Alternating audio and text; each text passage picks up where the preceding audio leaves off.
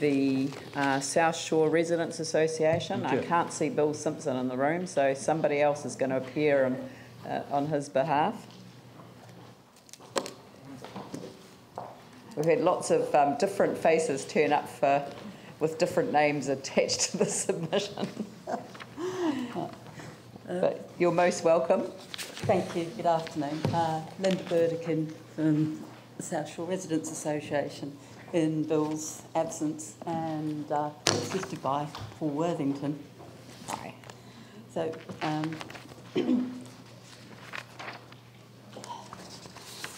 the Southshore Residents Association represent about 480 households in Southshore, and our aims are to promote the progress of Southshore and to promote and protect the community and the natural and urban environments.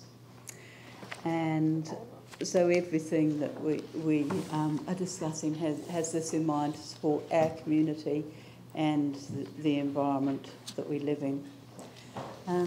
The first thing that I would like to just make our submission on is Rocking Horse Road and the repairs which are scheduled. So the southern half of the road will be resealed as part of the skirt renewal of stormwater, pipes, curb, channel and water main, and this work will be finished by the end of the year. However, the northern half of the road, from Penguin Street down to Caspian Street, is just going to be repaired and patched. To the driver and the average person going up and down the road every day, there's very little difference between the state of the road from one end to the other.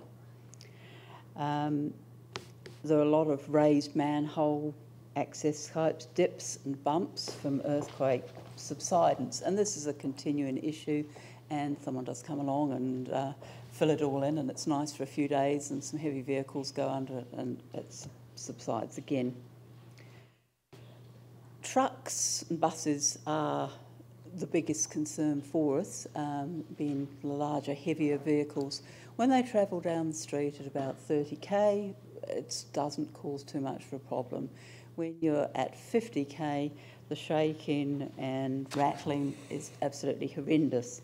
The vibration's been calculated at the equivalent of a magnitude 4 earthquake. And living in a 2-storey house, I can attest to the amount of shaking that it will actually rattle things across a table when you get a large truck go past, or a bus travelling too fast. For the residents, particularly the roadside residents, this is an ongoing thing, and so we realise the end of the year we'll have half our road repaired to a good level, and that's fantastic. But the start of the road, which everyone must go through, is the part that is not really going to have those major repairs to get it into a decent condition. As the roads improve, obviously the speed of traffic is going to increase, and the traffic will be travelling up to the 50k permitted. And so that we see that with this faster and heavy and large traffic, and with the rebuild in our area really kicking off, that traffic is going to be an issue, and that a lot of homes will continue to get quite minor damage, but there are houses being repaired where now it has to be looked at again because plaster has cracked. Things like concrete in round walls and so on, there are fine cracks appearing, and this is attributed to heavy traffic on the street. So we would like council to possibly look at the whole of the street and addressing that issue for us. Our second key issue is with buses, and we realise that the scheduling is not within the remit of the council. But as the background, obviously, we've had some massive changes in scheduling. And what that has meant for Southshore is that most passengers travelling from Southshore now have to change buses to get to various other parts of the city. And this has generated quite a lot of problems.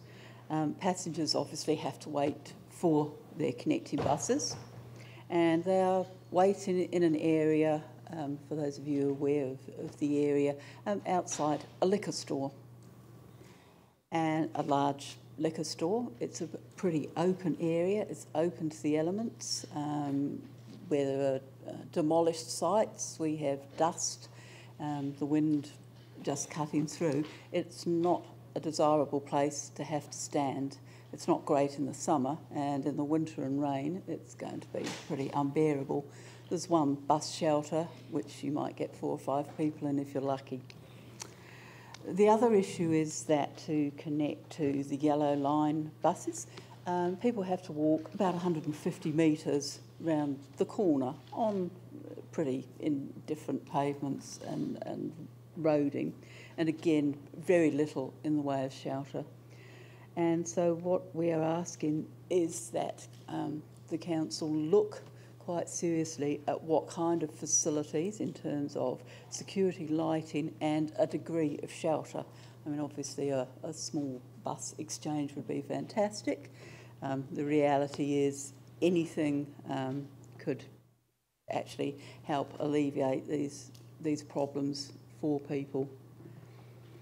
Sometimes people have to wait for up to an hour, and that is an awfully long time to be standing in the open.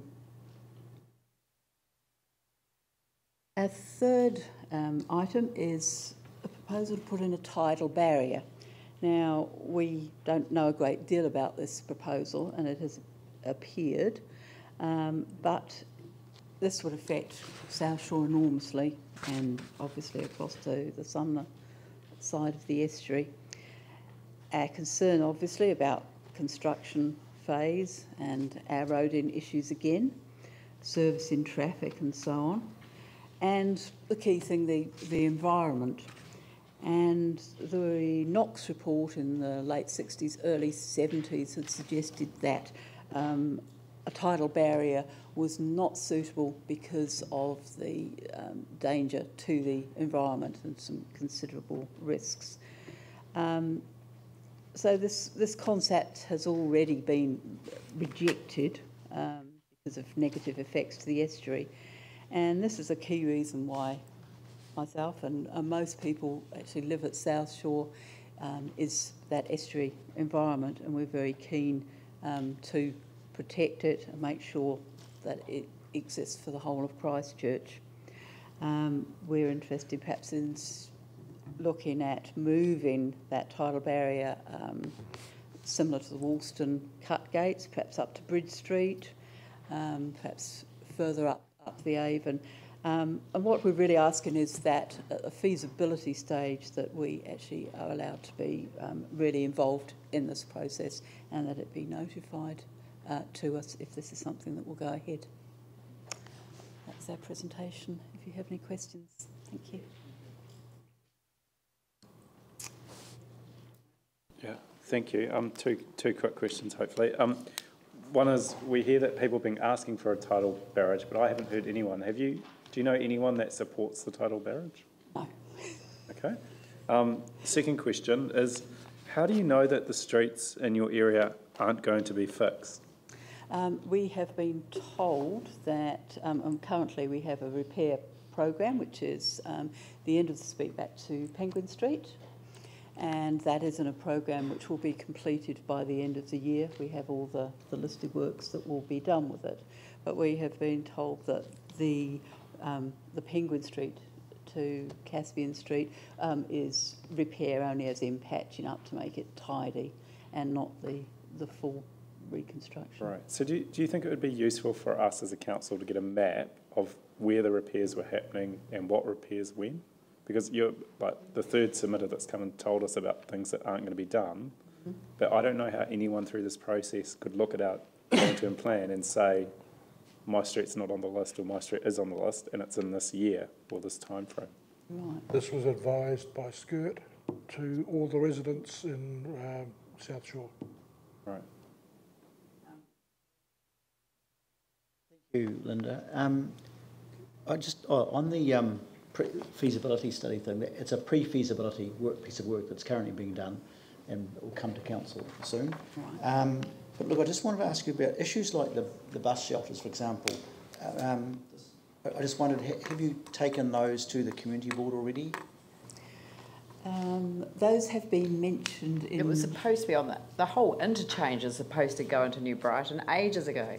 It's been on the council plan since before you guys were even the councillors. No, I'm specifically actually asking about like the state of the bus shelters. Like, I would have liked us to fix that up via the community board and I'm not sure what's happened. I mean, there's nothing wrong with the bus shelter there, but it's a small bus shelter Yeah.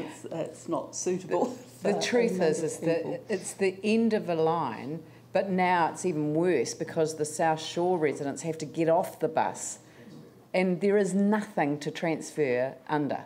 You know, it needs a bus interchange, and actually I personally thought that the liquor store would have made a much better bus interchange. Probably would, yes. But it was big enough to have buses go both ways. You could do, yep. And completely covered and anyway, there's nowhere for the bus drivers to go and, you know, do their business. There's nowhere for, I mean, they can't, you know, take their bus money off the bus because there's nowhere for them to go securely. It's hugely problematic. So, yeah, Linda, I'm glad you've let us know today, and I guess your community board, I would like to have heard from this issue raised a bit, not by yourself. It has been raised 100,000 times at the community board. At the community board it's been raised, but they need a bus interchange. They need a more than a shelter. A shelter is not enough for New Brighton. Absolutely not. I'm sorry, I've turned into a submitter. You're at the wrong end of the table.